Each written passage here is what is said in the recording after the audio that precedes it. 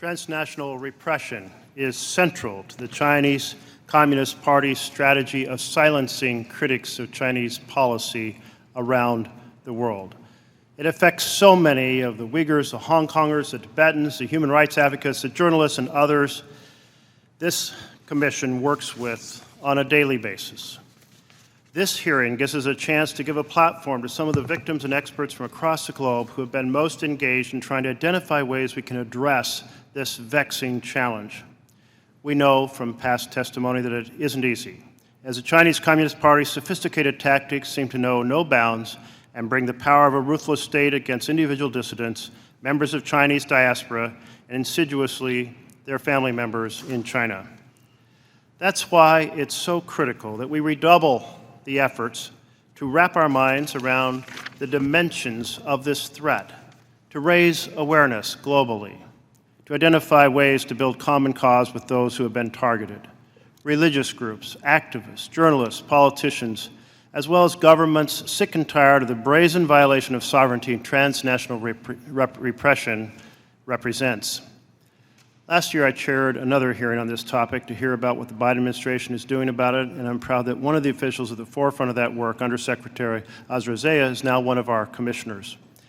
The State Department is dedicated and is continuing to apply significant time and attention to develop a more comprehensive strategy to counter, deter, mitigate these threats. We have also seen the Department of Justice make important strides in pursuing criminal charges against groups and individuals accused of engaging in transnational repression. But despite these efforts, this Commission's reporting shows how far we have to go. We continue to track a disturbing number of cases of transnational repression, both here in the United States and abroad, with the knowledge that countless others are taking place and likely not being reported on. I imagine that for every case we hear, there's another 10 we don't know about. We have seen egregious harassment campaigns, even against legislators in the world, including Honorable Michael Chong, who is here as a member of the Canadian House of Commons.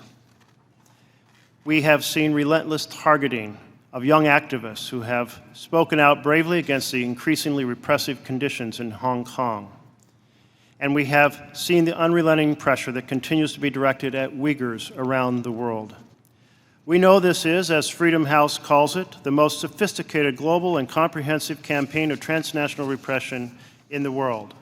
It relies on surveillance technology, spyware, threats to individuals through phone calls or face-to-face intimidation, and even harassment of family members and friends back in China.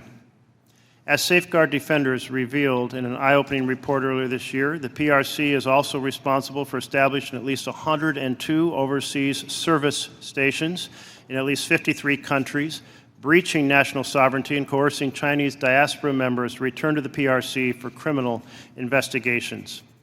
All of this requires that the United States and as many other governments as possible, and we do need international cooperation to make this effective, make it a priority to address this issue.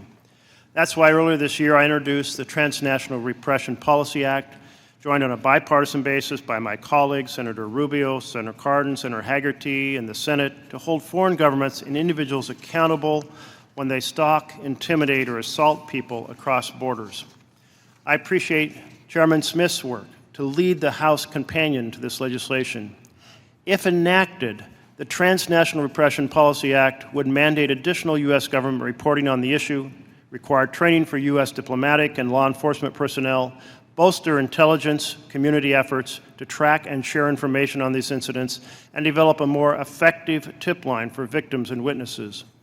I'm working to get this bill passed. I think it's essential that we do, and I look forward to hearing from our witnesses today who are bringing their experience, their story, to bear on this very important issue.